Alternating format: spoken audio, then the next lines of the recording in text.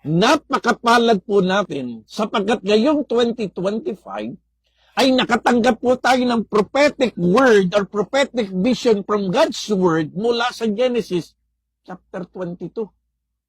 Ano pong sinasabi ng Biblia para sa ating lahat na gagawin niya kung ito'y ating sasampalatayanan? Multiplying, I will multiply you. Blessing, I will bless you. I will greatly bless you and I will greatly multiply you. Kaya po ang ating theme for the year 2025, yung ating prophetic declaration, prophetic vision for the year 2025, sulat niyo po lahat, year 2025 is the year of accelerated multiplication. Pakisulat niyo po sa inyong mga comment section. Year 2025 is the year of our accelerated multiplication. If you believe that, type amen.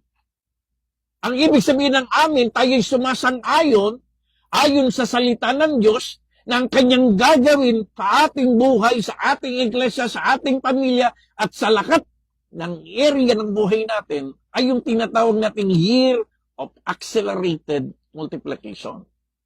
Ano ba ibig sabihin ng accelerated multiplication? Pag sinabi po natin accelerated multiplication, it is the outpouring of God's extraordinary blessing or favor. Again, pag sinabi po natin accelerated multiplication, ito yung pagbuhos, the outpouring, hindi galing sa tao, hindi galing sa gobyerno, hindi galing sa ayuda.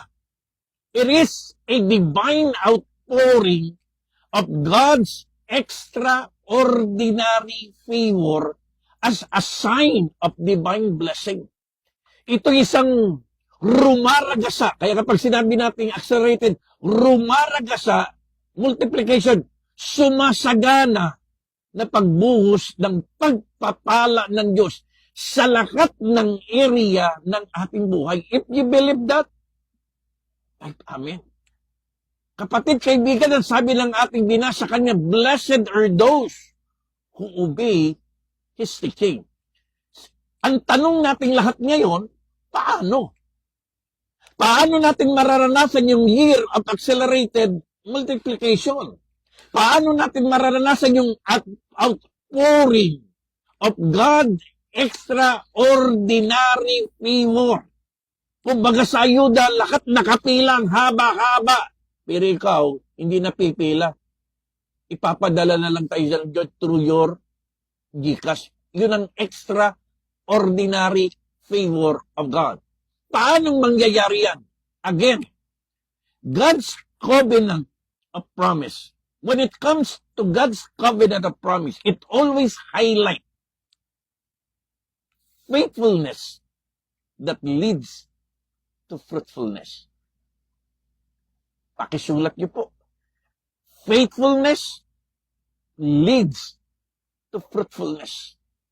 Mangyayari lamang sa atin ngayon ang year 2025, year of accelerated multiplication of God's blessing, of abundance, prosperity, and good success in every spectrum of our lives sa pamamagitan ng ating katapatan na nagdadala sa ating pagsunod sa paglilingkod sa Panginoon. Tama? O may tama?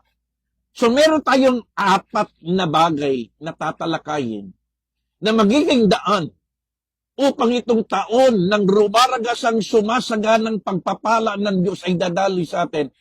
4 principles that we must submit our lives to fulfill. Ano yung number 1? Prioritize total surrender. Kung nais mong maranasan yung accelerated multiplication of God's blessing, let us prioritize total surrender. Unahin po natin, isuko mo buhay mo sa Diyos. Number 2, practice radical obedience. Ikalawang bagay na dapat mong gawin para maranasan ang accelerated multiplication, sanayin po natin gawin yung tinatawag nating radical obedience. Pag sinabing radical obedience, kahit ang lahat hindi sumusunod, ikaw lang ang sumusunod, sumunod ka. Kahit sa iyong pagsunod, pinagtatawanan, kinukudyat, kinahama ka, sumunod ka. Practice radical obedience. Number 3, pursue God-centered perspective.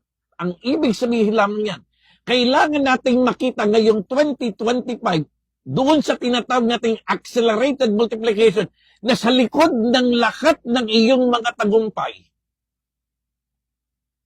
hindi ikaw, kundi dahil sa Diyos.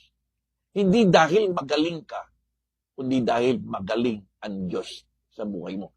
And the last and final, proclaim the promise boldly. Ang ibig sabihin lamang niyan, ano man ang ating narinig, nakikita at nararamdaman, lagi nating idideklara. Because heaven and earth will pass away, but the word of God will never pass away.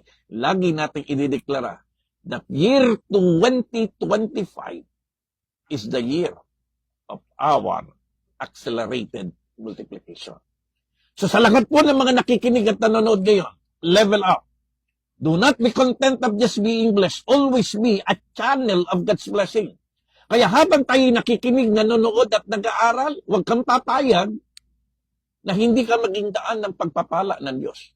So please like, follow, and share.